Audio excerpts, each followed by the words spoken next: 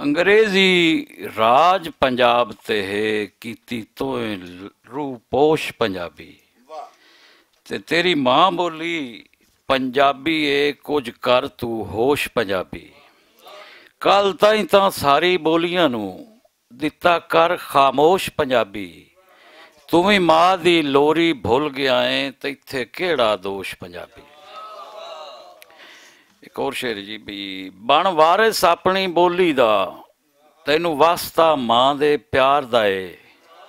कायनात दी सारी बोलियां विच एदा रुतबा ते सरदार दा है ए आजम विरसा सूफियां दा जेड़ा पढ़दा सीना ठारदा है अज खरल जदुल्ला बन के आ तैन देश पंजाब पुकारदा है। गजल है जी भाई आम न समझी अखर जेड़े कलम ने केरे कागज ते लफ्जां दी पौशाक इच दिल दे हैनी बेरे कागज ते मेरी चिट्ठियां पढ़ लेंदा ते उस ते मोह हो जाना हा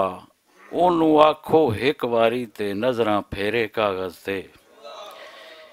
मेरी सोच है मैं पागल तो इो पुछदी रहंदी है उस मिठड़े मंठार दे जलवे किकण घेरे कागज ते दिल दी गल तां ओदे सावें होठां विच ही मर जावे डाडे आजम औखे करदा मैं तां जेरे कागज ते।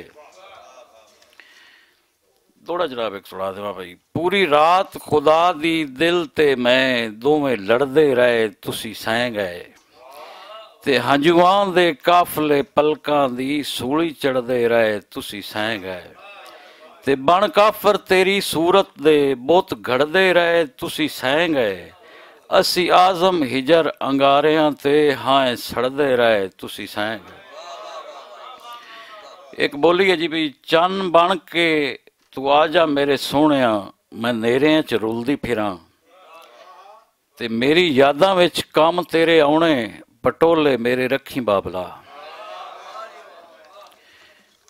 मजहर मोहसिन साहब दे नां दो फिक्रे जी अदब दा है फखर मोहसिन अदीबां दा जिगर मोहसिन ते गज़लां दा ए दौड़े दा भी चज जाने ते गज़लां दा हुनर मोहसिन हे मुखलिस यार यारां दा मजहर मोहसिन मजहर मोहसिन।